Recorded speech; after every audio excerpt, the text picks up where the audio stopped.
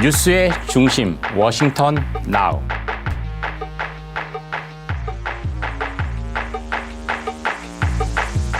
안녕하세요. 정인설의 워싱턴 나우입니다. 오늘은 안경시대 헤매는 미국, 그리고 더욱더 불확실해진 증시에 대해서 한번 알아보겠습니다. 제가 안경을 쓰고 있죠. 이 안경시대가 뭔지가부터 궁금하겠죠. 지정학적 리스크 한번 살펴보겠습니다. 지정학적 리스크가 한꺼번에 불거졌습니다. 우크라이나 주변에 전운이 감돌고 있고요. 그리고 대만 문제를 둘러싸고 양안 갈등이 깊어질 조짐을 보이고 있습니다. 미국이 세계 경찰이었던 미국이 강력하게 개입하기도 그렇고, 그렇다고 뒷짐지고 싸움 구경하듯 불구경하듯 할 수 있는 상황도 아닙니다. 바이든 시대에 들어서 군사적 개입을 최소화하려고 하고 있죠. 아프가니스탄 철군을 보면 당연히 알 수 있고요. 그런데 이번 이 지정학적 리스크가 불거지면서 군사적 개입을 최소화하려는 바이든 식 안보의 딜레마를 보여준다라고 할 수 있습니다. 동시에 미국이 북핵 문제를 어떻게 다룰지를 보여주는 리트머스 시험지가 될 수 있습니다. 무슨 얘기냐? 미국이 이번에 우크라이나, 그리고 미국이 이번에 대만 문제를 어떻게 다루는지를 보고 북한도 상당히 참고할 거거든요. 그래서 어떻게 나오냐가 상당히 중요해진 변수가 되고요. 뿐만 아니라 안보는 경제에 상당히 큰 영향을 줍니다. 갈수록 더합니다. 우크라이나발 리스크가 커지면서 천연가스 가격 거의 사상 최고치에 근접하고 있고요. 그리고 대만 때문에 미중 대립이 격화되면 반도체 가격뿐만 아니라 글로벌 증시의 변동성이 더 커질 수 있습니다. 그래서 이번 주는 갈수록 연관성이 커지는 안보와 경제, 이른바 제가 이름을 붙였습니다. 이른바 안경시대의 단면을 볼 수 있는 주가 될 것 같습니다. 자, 이번 1991년에 옛 소련이 공식적으로 사라졌습니다. 그해 12월에 소련 핵심의 멤버였던 이 벨라루스, 러시아, 우크라이나 이 세 대통령이 모여서 소련 해체 합의를 했습니다. 그걸 벨라바자 조약이라고 서명을 했고요. 대신 독립국가 CIS를 창설을 선언했습니다. 그리고 공교롭게도 1990년 12월 25일 크리스마스, 이번 주도 껴있는 크리스마스에 러시아 최고인민회의가 국명을 러시아 사회주의 공화국 연방에서 러시아 연방, 즉 사회주의와 공산주의라는 말을 국가명에서 빼버린 거죠. 그래서 냉전시대의 종식을 알린 게 바로 정확히 30년 전 크리스마스, 이름도 CIS, 크리스마스 할 때 그 CIS가 다 들어가죠. 그래서 냉전의 3일 소련이 사라졌습니다. 그로부터 정확히 30년 후에 어떻게 되겠습니까? 어느 때보다 러시아 내엔 소련을 그리워하는, 소련 시대를 그리워하는 향수병이 도진 게 너무 심합니다. 잃어버린 30년, 러시아로 바뀌고 좋은 게 하나도 없는 거죠. 인구 줄고, 경제력 쇠퇴하고, 군사력 줄고. 그래서 옛 소련 영토를, 옛 소련의 힘을 회복해야 된다는 여론도 러시아 내에서 그 어느 때보다 강한 상황입니다. 이런 시기에 나토가 동진 정책을 하고 있는데, 러시아 정부가 국민들에게 좋은 명분을 제공해 준 거죠. 냉전 시기에 옛 소련을 견제하기에 창설된 나토가 체코, 폴란드, 헝가리를 회원국으로 받아들였고요. 이게 바로 나토에 대응하려고 러시아 중심으로 만들었던 바르샤바 조약기구의 회원국들이었죠. 이어서 옛 소련의 구성국이던 라트비아, 에스토니아, 발틱 3국이라고 하죠. 리투아니아까지 다 같은 편, 나토로 끌어들였고, 여기서 끝난 게 아니에요. 정말 러시아와 동질성을 갖다 한민족이라 본인들은 생각하고 있는 우크라이나와 조지아, 예전엔 그루지아였죠, 이름이. 나토에 가입하려고 하자 이미 가입한다는 약속은 했습니다. 그러니까 나토 대기실에 들어간 상황이죠. 근데 유예 기간을 두고 가입을 받았거든요. 그래서 러시아가 가만히 있지 않는 거죠. 우크라이나가 나토에 가입한다면 가만히 있지 않겠다. 그걸 레드라인으로 규정을 하고 나토의 동진을 멈춰라, 금지하라라고 경고를 하고 있습니다. 아니면 군사적인 어떤 작전, 군사적인 어떤 힘을 쓰겠다라고 얘기를 하고 있습니다. 벌써 러시아가 우크라이나 접경 지역에 10만 명의 병력을 배치하고 주요 장비를 러시아와 우크라이나가 접경 쪽으로 옮기고 있습니다. CNN은 거의 접경 지역 48km 지금까지 모든 병력과 장비가 접근한 상태다라고 전화를 하고 있고요.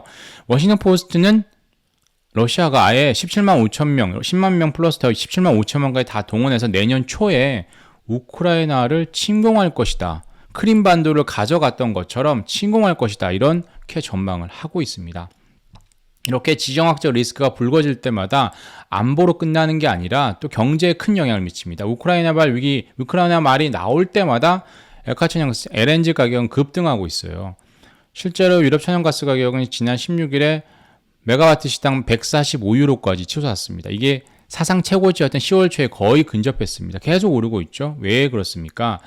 러시아가 세계 최대 천연가스 보유국이기 때문입니다. 그리고 러시아에서 유럽으로 이어진, 이거 보면 여기죠. 러시아에서 유럽, 특히 독일입니다. 이어지는 노르드스트람, 이게 스트림, 파이프라인, 가스관이죠. 가스관은 원이 있고 하도 양이 많으니까 또 2를 만들었습니다. 이걸로 인하면 이제 러시아에서 더 많은 가스가 들어오니까 유럽의 어떤 가스 가격 안정세를 보일 것이다 전망을 기대를 했었는데, 독일에서 못하겠다, 가동 승인을 못하겠다. 그 이유가 바로 우크라이나 때문이죠. 우크라이나 갈등 때문에 러시아와 독일 간의 또 유럽 간의 어떤 갈등이 고조되니까 일단 가동 승인을 보류했습니다. 그렇게 어떻게 되겠습니까? 1년 전 대비해서 8배 수준으로 오른 천연가스 가격이 더 급등할 가능성은 없죠. 특히나 지금 겨울이고 유럽 국가들은 전체가 천연가스 소비량의 43%를 러시아에 의존하고 있습니다. 그러니까 천연가스 가격이 오를 수밖에 없겠죠. 대부분 난방은 가스로 하고 있거든요. 그리고 유럽이 가스를 이제 러시아에서 못 구하니까 이걸 미국에서 공급을 받겠다라고 하고 있죠. 근데 미국은 주로 아시아가 쓰는 가스의 수요처로 쓰고 있는 것입니다. 그러니까 아시아들까지 도미노로 가스 수급난, 가스 가격 인상의 어떤 피해를 보고 있는 거죠. 그래서 미국과 유럽이 나선 거죠. 지난 11일에 조 바이든 대통령이 만약 니네 러시아가 우크라이나 침공하면 심각한 경제적 제재를 받을 거야 라고 경고를 했고, 유럽연합에서 똑같은 경고를 했습니다. 하지만 군사적 개입은 안 할 거야, 테이블 위에 없어라고 선을 긋고 있습니다. 왜 그렇습니까? 아프가니스탄의 아픈 상처, 학습 효과 때문에 군사적 작전만은 일단 배제를 하고 있습니다. 그래서 막판 합의 가능성이 있다라는 거죠. 그리고 러시아가 강하게 나오는 것도 미국의 관심을 끌기 위한 것이다. 미국과의 협상 카드다라는 전망이 있습니다. 이 영국의 이코노미스트지가 이런 전망을 내놨는데, 왜냐, 지난 4월에도 러시아가 우크라이나의 전력 증강을 하자 6월 제네바에서 어땠습니까? 미러 정상회담, 이거 오프라인 회담이었어요. 열렸고요. 이번에도 우크라이나에 러시아가 병력을 집결시키니까 미러 정상 간 화상통화가 또 열려서 뭐 약간의 어떤 하회 무대가 조성이 됐었죠. 그래서 러시아가 무력을 쓰려 할 때마다 미국이 협상에 나섰다라고 해서 러시아가 세게 나온다라는 겁니다. 자, 이게 지금 현재 우크라이나 상황이고요. 대만도 또 어떤 큰일이 일어났죠. 정말 반전이었습니다. 여론조사 결과에서 그동안 봤으면 차잉원, 현재 미국 친미적인 정권이죠. 총통이 하라고 했던 정책에 대해서 다 반대를 합니다. 그래서 야당에서 중간평가를 하자, 이 국민투표를 하자라고 제1해석에 받아들였습니다. 그래서 여론조사에서는 그 4개 안건에 대해서 모두 찬성하는, 즉 차잉원 정부에 반대되는 의견이 더 많았습니다. 그런데 뚜껑을 열어보니까 4개 안건 모두 다 부결됐어요. 이 말은 즉슨 야당이 제안한 거니까 차잉원 정부의 승리, 4대0 완승이고 국민 중간평가에서 완전히 이긴 거죠. 특히나 관심을 끌었던 게 미국산 돼지고기 수입 금지 안건입니다. 이게 예전에 우리 한국의 광우병하고 똑같은 상황이죠. 야당에서 미국산 돼지고기에 락토파민 성분이 있다. 이건 가축 성장 촉진제거든요. 대만에서 사용이 금지된 약물입니다. 이게 들어가 있으니까 국민 건강에 상당한 위협이 될 거야라고 총공세를 폈습니다. 하지만 여당 측에서는, 차잉원 정부 쪽에서는 무역이, 경제가 더 중요해라고 했는데 결국 국민들은 어디에 손을 들어줬습니까? 현 차잉원 정부에 손을 들어줬습니다. 그래서 미국과 대만의 관계가 가까워질 가능성이 커졌죠. 이 말은 뭐냐? 중국이 가장 껄끄러워하는 레드라인이 뭐예요? 대만을 하나의 국가로 인정하는 거거든요. 중국은 무조건 하나의 중국, 대만은 국가가 아니야 라고 하는데, 미국과 대만의 관계가 가까워지고 무역협정이 자유무역협정 FTA가 맺어지면 중국이 가만히 있지 않겠죠. 그래서 대만 문제를 둘러싸고 미국과 중국 간의 전략 경쟁이 커질 수 있다, 이런 전망이 커지고 있는 겁니다. 그래서 최근에 타이완 주변으로 계속 방공식별구역으로 중국이 비행기, 항공기를 띄우고 있고 그 주변으로 병력을 또 모으고 있습니다. 그래서 러시아가 우크라이나에 하는 것처럼 중국이 대만에 할 수 있는 거예요. 왜냐? 중국과 러시아 입장에서는 우크라이나와 대만은 자기의 같은 국가, 같은 민족이라고 생각하고 있기 때문입니다. 러시아가 그래서 자국 영토를 생각하는 우크라이나를 점령을 하면 중국 역시 대만을 다룰 때 상당히 자신감을 가질 수 있다, 이렇게 워싱턴 포스트가 전망을 했고요.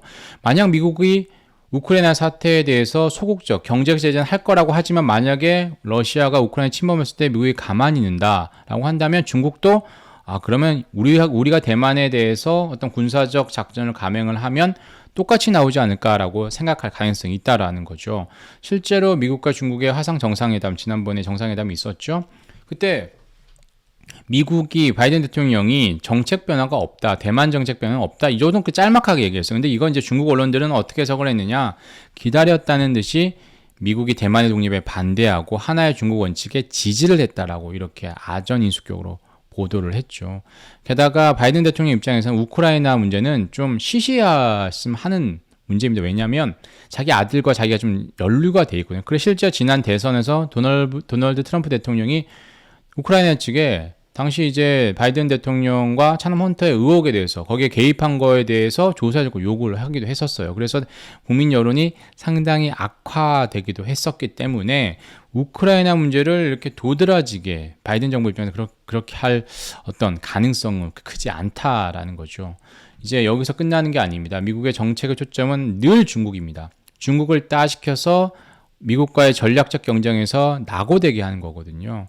그래서 중국 인권 문제 얘기하고 중국을 세계적으로 고립시키고 미국 중심의 공급망으로 재편을 해서 중국의 경제력 성장을 최대한 억제시키려 하고 있습니다. 베이징 동계올림픽 보이콧, 대중 제재 최근에 많이 내놨죠. 그게 대표적인 어떤 예이고요.